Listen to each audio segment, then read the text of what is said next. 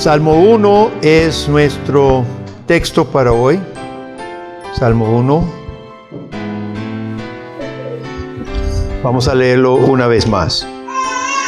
Salmo 1 dice así: Bienaventurado el varón que no anduvo en consejo de malos, ni estuvo en camino de pecadores, ni en silla de escarnecedores se ha sentado. Sería bueno memorizar este salmo como tarea más bien, Dani. Sino que en la ley de Jehová está su delicia, y en su ley medita de día y de noche. Será como árbol plantado junto a corrientes de agua, que da su fruto en su tiempo, y su hoja no cae, y todo lo que hace prosperará. No así los malos, que son como el tamo que arrebata el viento. ¿Sabemos qué es tamo, chicos? El tamo es la hojarasca, lo que queda del trigo, o hojas secas que no es pesado y el viento pasa y se va, ¿no? Como el tamo que arrebata el viento. Por tanto, no se levantarán los malos en el juicio, ni los pecadores en la congregación de los justos, porque Jehová conoce el camino de los justos, mas la senda de los malos perecerá. Vamos a tomar un pequeño receso de nuestra serie sobre Apocalipsis. Retomaremos más adelantito Apocalipsis. Mi nieta tendrá que esperar porque es la que pidió el estudio de Apocalipsis. Pero empezando el año, hermano, quería tomar algunos salmos y empezando con el primer salmo, Salmo 1. Todos reconocemos que la Biblia tiene diferentes partes, diferentes géneros, diferentes tipos de literatura, mandamientos, doctrina, historia. Mientras en otros lugares de la Biblia se relata lo que Dios ha hecho, por ejemplo, los libros históricos, o lo que Dios nos dice, sus mandamientos, en los Salmos, el Espíritu Santo saca a la luz del día todas nuestras emociones. Saca a la luz del día nuestros impulsos, las motivaciones de nuestro corazón, los sentimientos del creyente que vive en un mundo todavía bajo la maldición del pecado. Si en otra parte de la Biblia Dios le da mandamientos a su pueblo, en los Salmos habla de los mandamientos como delicia, como miel, algo más dulce que la miel. Si en otras partes de la Biblia Dios llama a su pueblo a seguirle por la fe, en los Salmos se expresa la gran lucha que tenemos para que cumplamos ese llamado. Los Salmos le dan vuelta a la duda, a la pregunta. Por ejemplo, Asaf en Salmo 73, no lo busque. Asaf comienza Salmo 73 y le animaría a leer todo el Salmo más tarde hoy, pero dice: ciertamente es bueno Dios para con Israel, para con los limpios de corazón, pero en cuanto a mí, casi se deslizaron mis pies, por poco resbalaron mis pasos, porque tuve envidia de los arrogantes, viendo la prosperidad de los impíos. Asaf lucha con el llamado a creer, porque le va mal, y a los malos les va bien, y lo trastornó ver eso, experimentar eso. Entró en una crisis de fe, y le animo a leer todo el Salmo porque no termina así, termina diferente. Supera la crisis, pero no le voy a decir cómo.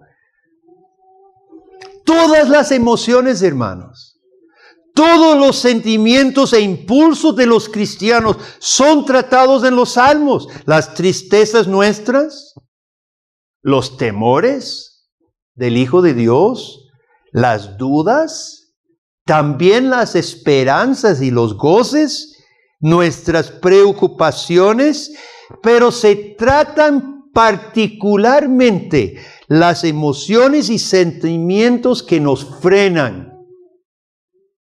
aquellos sentimientos, hermanos, que nos atrasan, esos sí son tocados directamente en los salmos.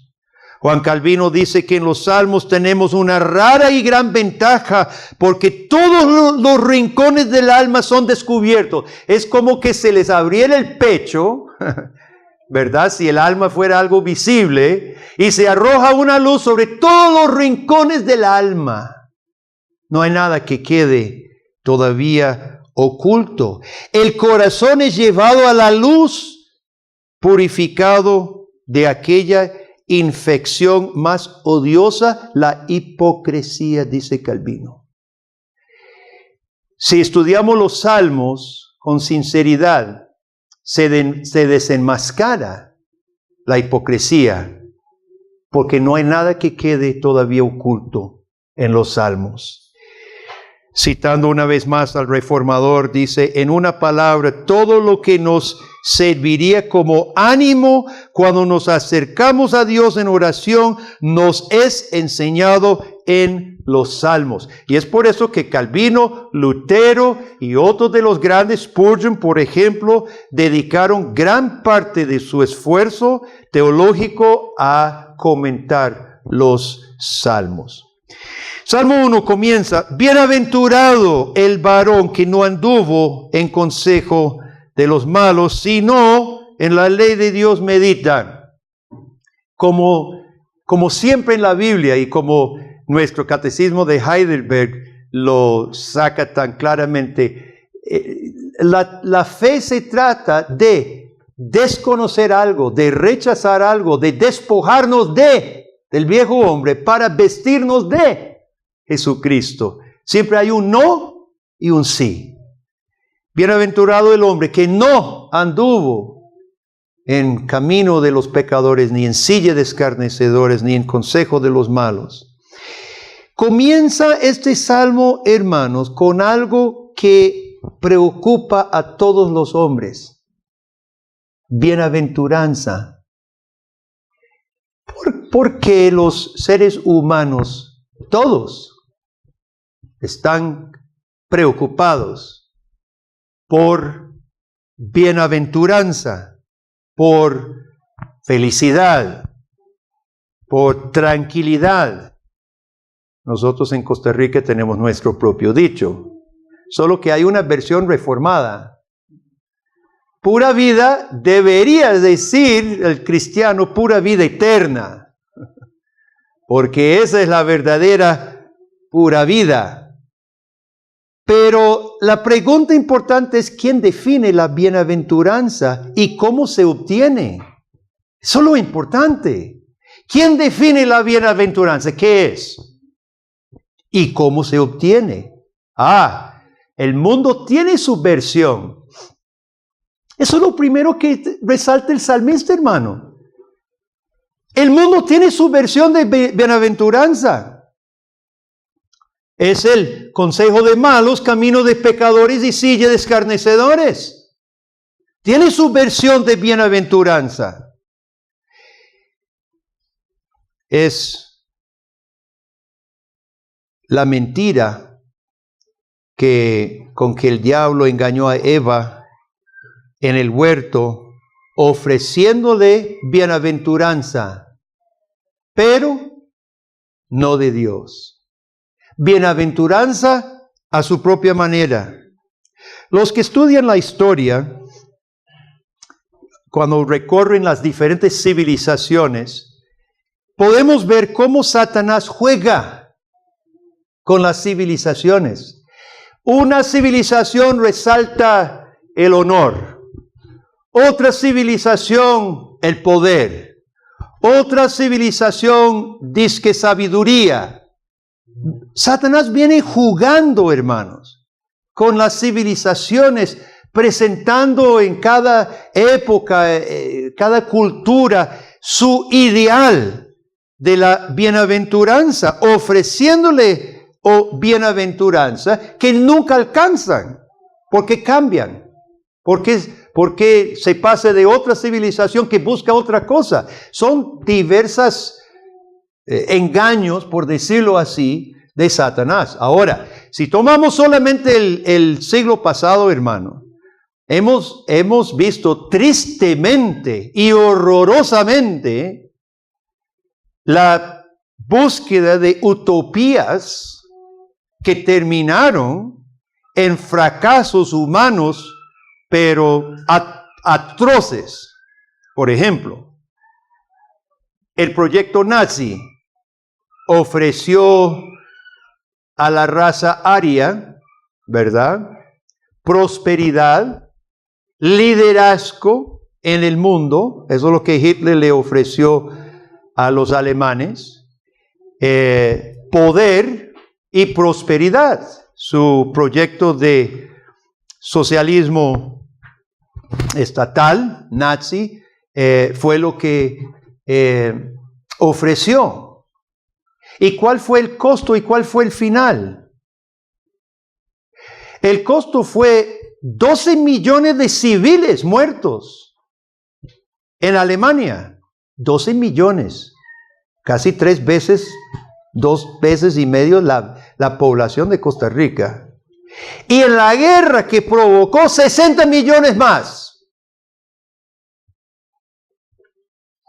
Para que terminara su utopía en una de las desgracias de toda la historia. Tomemos otro caso, Lenin y Stalin. Ofreciendo al proletariado igualdad y prosperidad a Rusia. Ofreciendo libertad, igualdad, prosperidad y liderazgo en el mundo. Exportaban su revolución comunista a todo el mundo. Stalin, el costo de esta utopía, cuyo opus operandi, su modo de operar es el fin justifica los medios. Stalin mató 20 millones de civiles, 20 millones de rusos muertos por la utopía que nunca llegó. La utopía nunca llegó. Solo en Ucrania, como los ucranos no se acoplaban a la utopía, Stalin dejó morir de hambre 5 millones. Les cortó comida en el invierno y murió de hambre 5 millones de ucranos. Mao Zedong, con su revolución cultural, otra vez, su utopía comunista, promoviendo el gran salto hacia adelante, fue el lema. No se sabe con exactitud, pero entre 50 y 70, ve que van en aumento estas utopías en costo de vidas humanas. Entre 50 y 75 millones muertos en la China en favor de la utopía porque estorbaban o no servían, los dejaban morir de hambre o los mataban, sin mencionar la política nefasta de aborto impuesto, que probablemente asciende a más de 300 millones de bebés abortados en la China, que ha traído desastres. Ahorita están cosechando los desastres sociales de esas políticas, pero eso es otro tema. La utopía de los derechos de la mujer, el feminismo radical se levanta. No estamos hablando de derechos válidos de la mujer, de votar, de salarios equiparados, etc. No estamos hablando de aquel movimiento femenino sano. Estamos hablando del feminismo radical, que va a liberar a la mujer, zafándola totalmente del hombre y sobre todo de Dios. El derecho de la mujer, solo tengo cifras de Estados Unidos y se puede multiplicar por Europa y todos los otros países que han legalizado el aborto. van 60 millones de bebés abortados, la mitad mujeres. La mitad mujeres, según los promedios.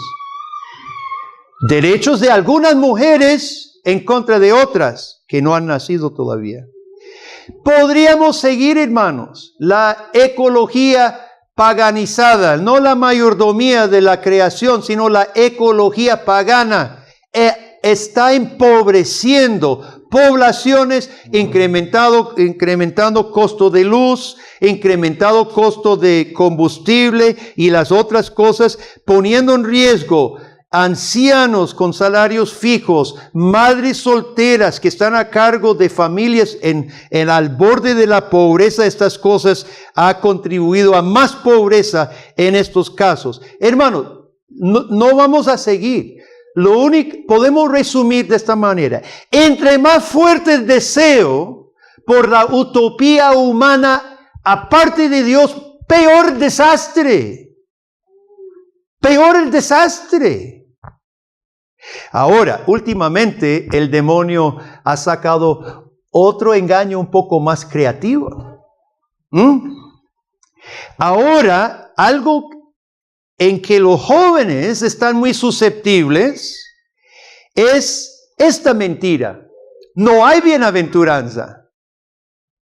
El mundo está perdido. ¿Cuántos recuerdan los juegos de hambre? ¿Ya pasó eso? ¿Todavía venden los libros y había clubes y todo?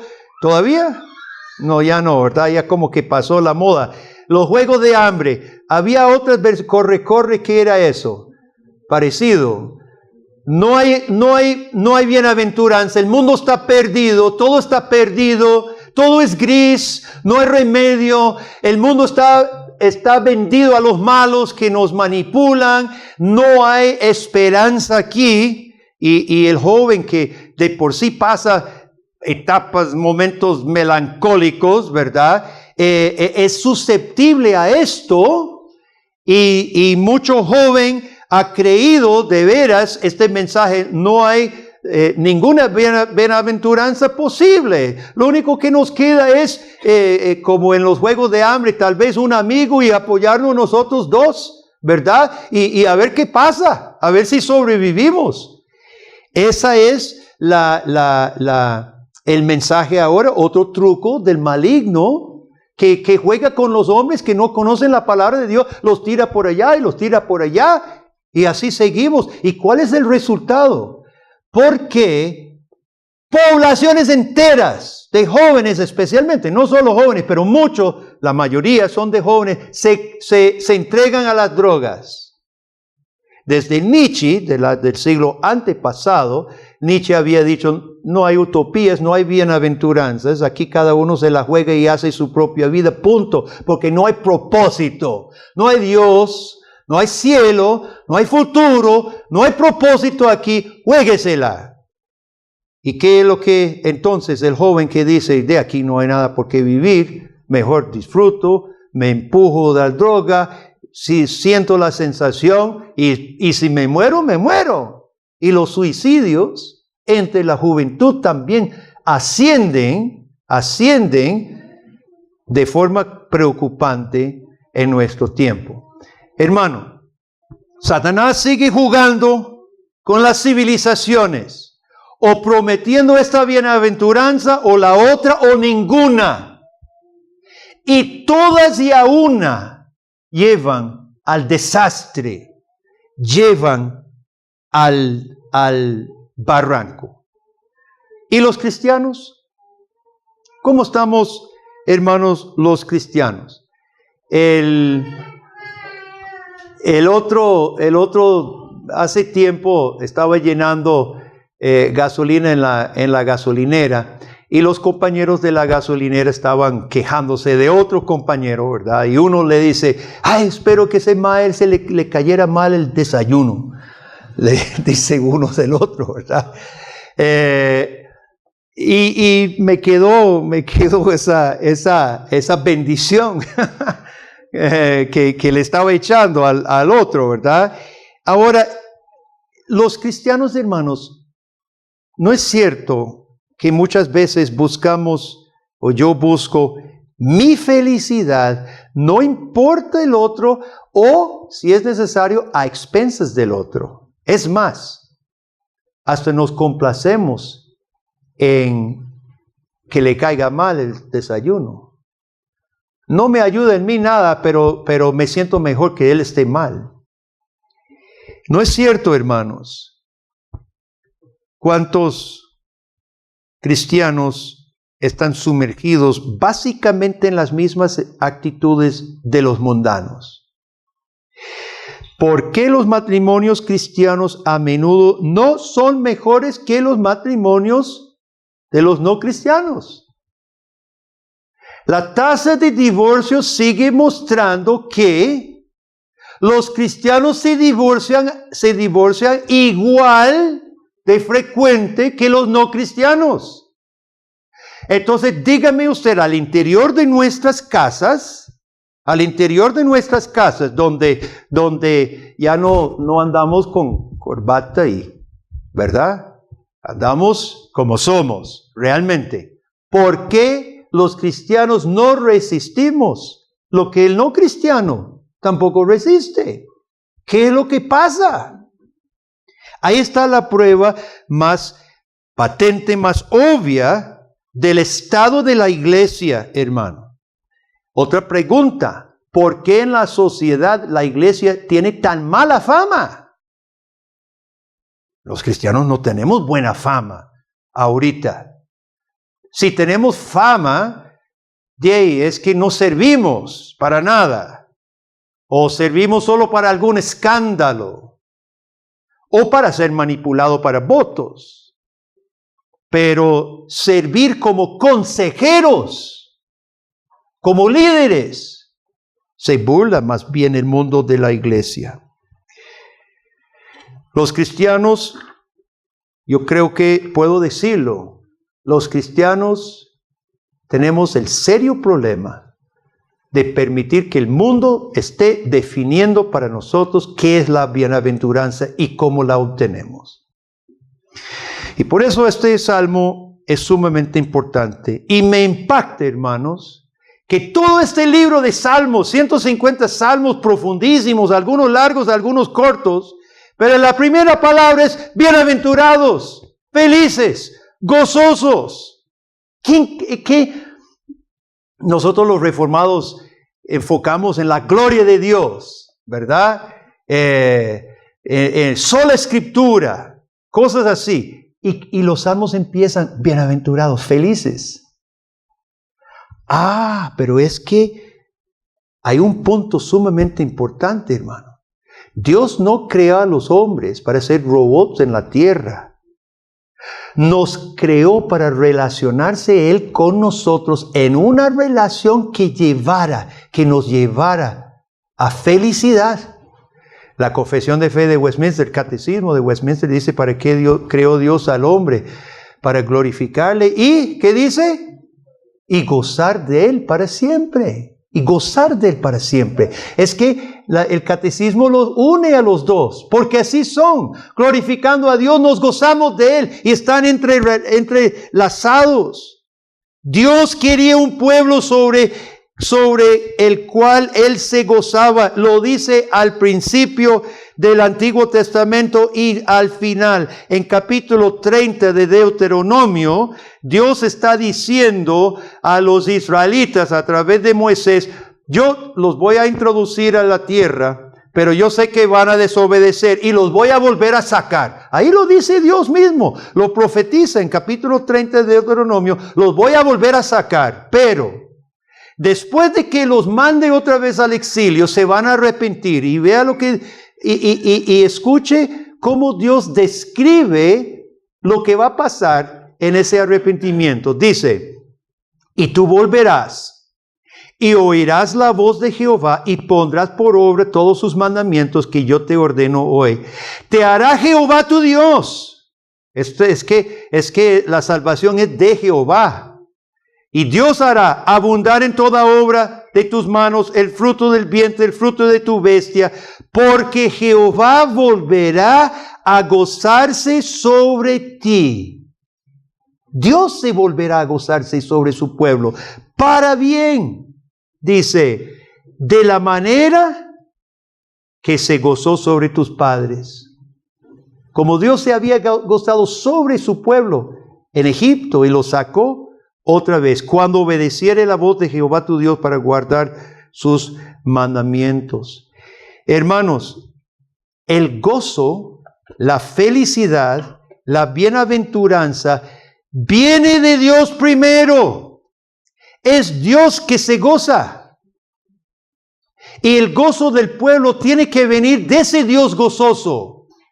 De otra manera no existe bienaventuranza.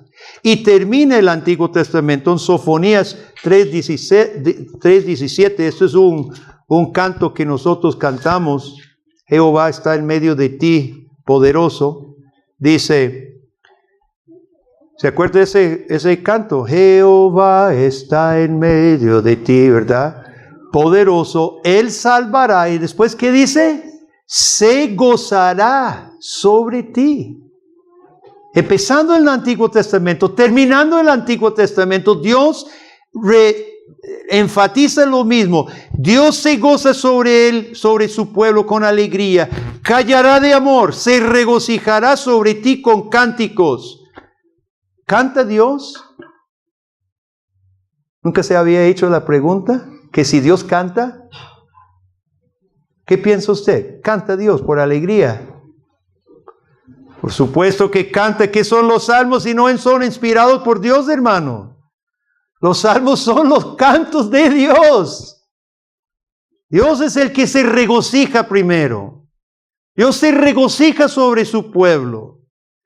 Y nosotros no podemos buscar el regocijo, la bienaventuranza, la felicidad real, aparte de ese Dios que nos salva, que nos llama, que nos pone en su camino, donde guardamos su voluntad. Y así Dios confiere su gozo. Es que el gozo no está creado por el hombre. Dios confiere su gozo. Y este propósito ha sido desde la creación. Ahora bien, hermano, ¿sabe qué es una prueba de que el pueblo de Dios se resiste a recibir el gozo de Dios? Es que podemos recibirlo. ¿Sabe por qué? ¿O sabe cómo? En el puro principio, hermano, Dios estableció al hombre para trabajar para Dios en el mundo. Bien, 6 días. ¿Qué pasa si Dios hubiera dicho 7 días brete, ningún reposo? No. Dio 6 días para elaborar nuestras cosas y un día privilegiado de reposar y gozarnos de manera especial todo el día. ¿Cuántos cristianos, hermanos, menospreciando este día, no hayan felicidad y gozo meditando la palabra de Dios en su casa después del culto? Bueno, algunos ni al culto. Otros al culto cumplir y después, a ver, ¿qué hago? Buscando mi felicidad, mi bienaventuranza. Porque no es una delicia, un deleite, hermano, reposar en la casa, dedicarnos a lecturas buenas, la comunión entre cristianos, familiar u otros, esa comunión, hermanos. El día de reposo muestra lo que hay en nuestro corazón, dónde estamos buscando la bienaventuranza. Si de Dios viene y si Dios este día de manera especial es para gozarnos en Él, yo muestro de que yo entiendo y acepto que el gozo viene de Dios. Pero si simplemente cumplo una hora en la iglesia y salgo a vivir como cualquier impío, otra vez volvemos a lo que hablamos más antes, del cristiano nominal. No estamos deleitándonos de corazón. Simplemente estamos cumpliendo con una religiosidad. Yo quiero leer algunos salmos, hermanos, porque no tiene que buscarlos, pero que enfatiza este asunto del gozo de Dios. Salmo 16, 8.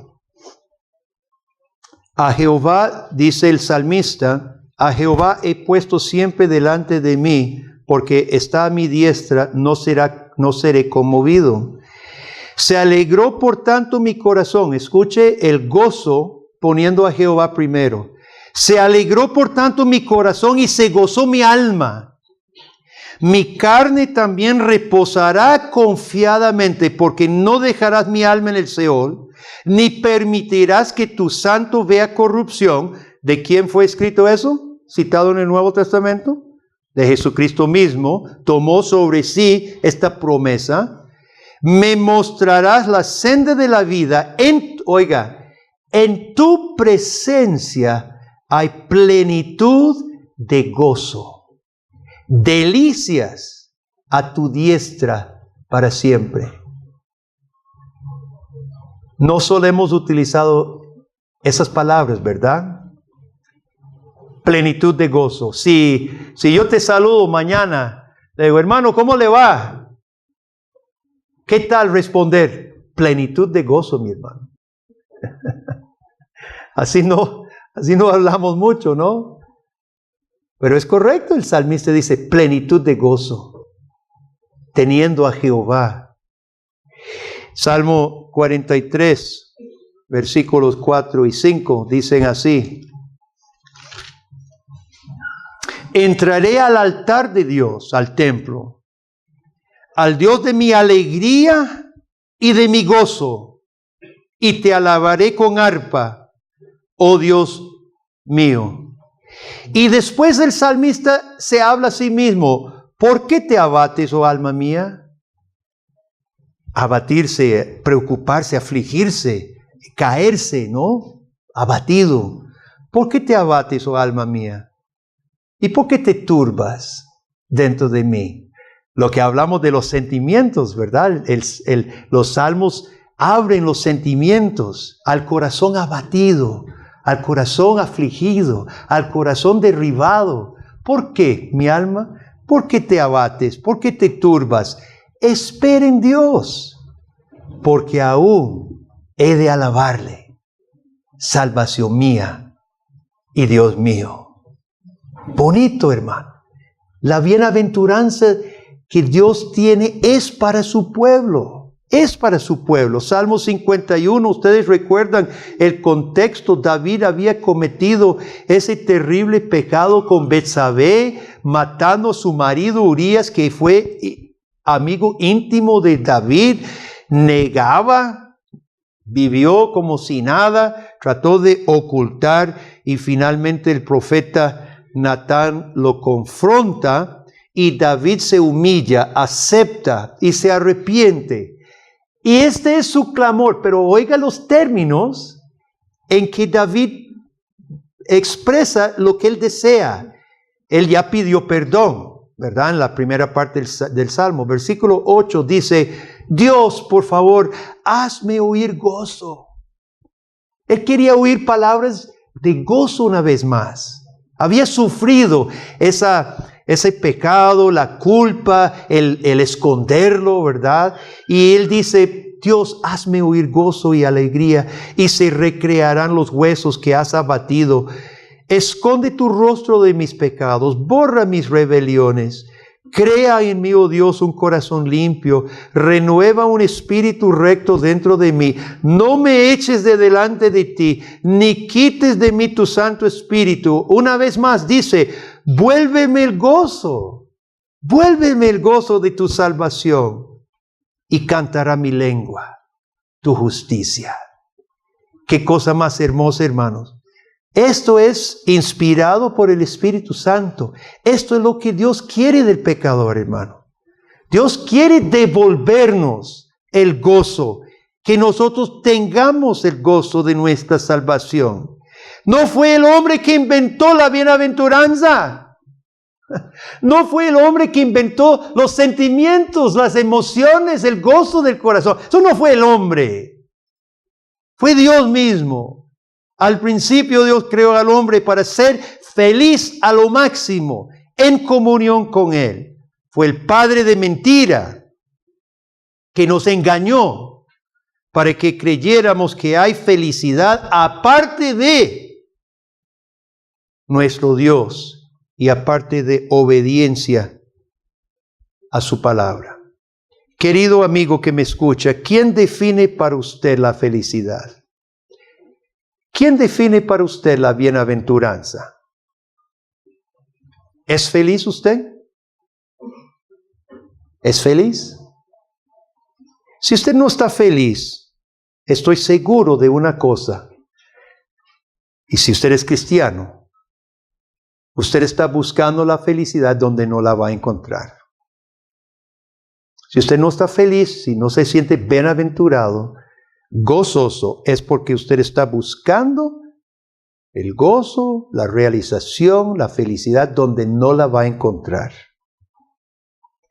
Dice Salmo 1, bienaventurado el hombre cuyo deleite está en Jehová, su delicia es la ley de Jehová. Dios es el que define la bienaventuranza, no el mundo. Estamos hablando en términos de Peter Jones, ¿qué? Dosismo. Los impíos creemos que solo este cosmos existe, no hay Dios.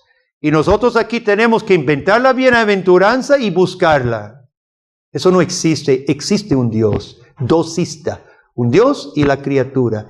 Es Dios que creó a nosotros con todo. Dios que fija propósitos, Dios únicamente que providencia lo que queremos, lo que necesitamos, incluyendo la bienaventuranza. ¿Cuántos recuerdan la primera palabra del primer sermón de Jesucristo registrado en Mateo? ¿Quién recuerda? Diga. La primera palabra. ¿Perdón? Eso es en Marcos. Bueno, también Mateo, también tal vez, ¿verdad? Bueno, el Sermón del Monte. ¿Cuál es la primera palabra del Sermón del Monte? Bienaventurados. ¿Quiénes? Bienaventurados, ¿quiénes? ¿Qué es la primera bienaventuranza? Los pobres en espíritu, los que se humillan. Qué interesante que Jesucristo en su primer sermón público registrado en Mateo empieza igual que los salmos. Los bienaventurados. Y los bienaventurados según Jesús son los que se humillan, no los que se enorgullecen a definir su propia bienaventuranza como Satanás y Eva y Adán en el paraíso, sino los pobres en espíritu. ¿Y quién recuerda cómo termina ese sermón? Jesús dice, no todos los que dicen Señor, Señor, entrarán al reino de los cielos, sino los que oyen y hacen mi palabra. Jesús se coloca en el centro, hermano, y cuenta y finaliza con la parábola de las dos casas. Por fuera las dos casas se ven iguales. Uno es un cristiano nominal, tiene su casita. El otro es el cristiano que cumple lo que Jesús dijo. Pobre en espíritu, se humilló y aceptó a Cristo. Por fuera se ven parecidas, pero el cimiento es totalmente diferente. Uno por conveniencia, uno por gusto se puso su casa sobre la arena. ¿Y cuál fue su ruina? Grande. No tenía fundamento. El otro se humilló, tomó el tiempo, midió, cimentó su vida sobre la roca que es Jesucristo. Hermano, Jesucristo es Dios, el único que define y otorga la verdadera bienaventuranza. Si en esta mañana nosotros hemos reflexionado sobre nuestra propia vida y analizando nuestros deseos, nuestro corazón, nuestros impulsos, usted ha reconocido que estaba buscando su felicidad, su gozo, su llenura, su realización en otra cosa. Dios hoy nos está invitando a arrepentirnos de ello, a recibir su perdón y a recibir la promesa que Él se gozará sobre nosotros en Cristo y otorga la bienaventuranza en Cristo por la fe y corazón humillado ante Él. Es una invitación hermosa. Es una invitación para todos. Amén. Oremos. Padre, gracias. Gracias que no nos dejaste en nuestro pecado, con las tristezas, atrocidades y dolor que acarrea buscar el gozo y la bienaventuranza donde no la hay. Gracias, Señor, por Jesucristo. Y en su nombre, Padre, oramos que aceptes nuestra petición por el perdón tuyo. Y también, Padre, que pongas en nuestro corazón sentimiento, voluntad correctos de buscar nuestra bienaventuranza solo en ti, mediante Cristo. Corrige tú, Dios, todo lo que se necesita, que es todo lo que estorbe gozarnos plenamente en ti. Te damos las gracias, Señor, las gracias en Cristo. Amén.